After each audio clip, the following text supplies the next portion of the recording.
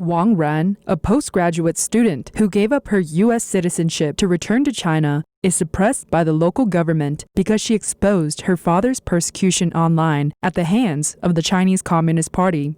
She and her brother have been summoned, detained, and tortured by the police. With both of her parents already in custody, the family is devastated and destroyed. Wang Ran is a 30-year-old postgraduate student majoring in finance at the Illinois Institute of Technology and worked at Northern Trust Corporation. She studied and worked in the United States for 8 years before returning back to China. In 2016, she agreed to her father's request of giving up her U.S. citizenship and returning to her hometown, Baotuo City in Inner Mongolia. Little did she know, she was actually welcomed by the CCP's tyranny. Wang Ran's father, Wang Yongming, owned a money-lending company. Last April, he was arrested by the local police and was wrongfully charged with gang affiliation because he refused to give in to the officers' extortions. Wang has been detained at a local hospital ever since. Wang Ran's mother was also under arrest shortly after. Wang Ran was forced to make appeals everywhere possible, including fighting for her father's right to medical treatments, but she was rejected by local authorities. Last month, she wrote an article about this experience and published it on social media. After 4 hours of posting her article, it was deleted by a local authority figure. On June 9th, she detailed the persecution of her family under the CCP's custody in an article titled Wang Ran Rescues Dad. In the article, she mentioned that both her parents are detained and her father is very sick. She also states that her brother was taken away by police and she gave up the opportunity of becoming a naturalized American. She is devastated. An insider confirmed with Radio Free Asia, a United States government-funded, non-profit international broadcasting corporation, that Wang Ran and her brother, Wang Wei, were summoned, detained, and tortured by police on June 7th and 8th, respectively. On June 9th, Wang Ran was granted bail on the grounds that she was still breastfeeding, but her brother remained in custody.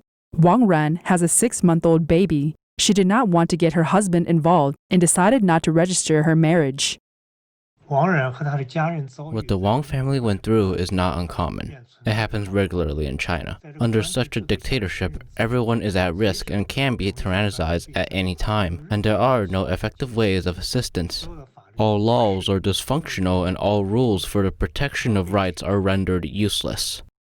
Wang Ran said, "I was a patriot who loved China before coming back home. During the time she spent studying and working abroad, she did not believe the negative news regarding human rights violations in China or news related to injustice inside China. She believed that the students coming from Taiwan and Hong Kong criticizing the CCP were being deceived. It wasn't until she personally experienced being persecuted under the regime that she realized that it was she who had been deceived." Yang Jianqing believes that a majority of the Chinese overseas people still believe in the CCP's propaganda and refuse to learn the truth because they have been continuously brainwashed from a young age under an authoritarian system. They have been trained to be little pinks, a name given to Chinese people who love the CCP.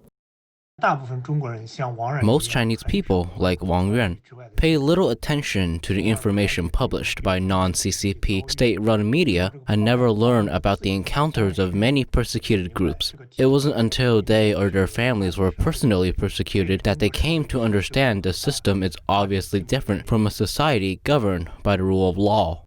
This is the reason for the lack of significant development and progress in Chinese society for so long.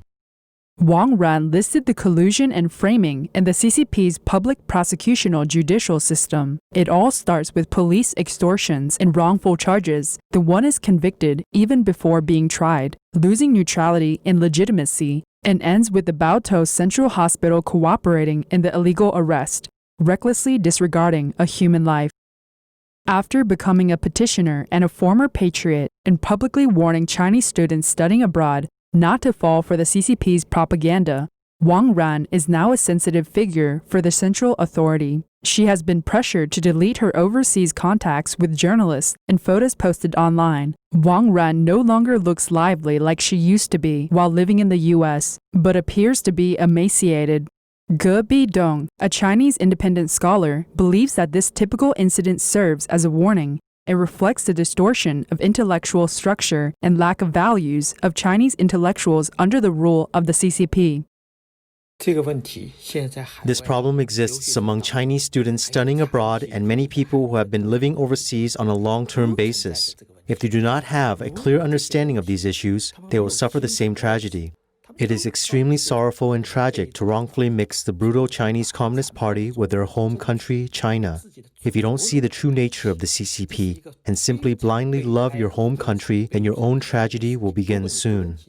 In recent years, the CCP has been using propaganda and United Front forces to conduct the so-called patriotic propaganda among the Chinese students studying overseas and among Asian groups, while automatically accepting the influence of the Chinese Communist Party. Many Chinese communities also use WeChat as a tool for self-censorship of information about the free world.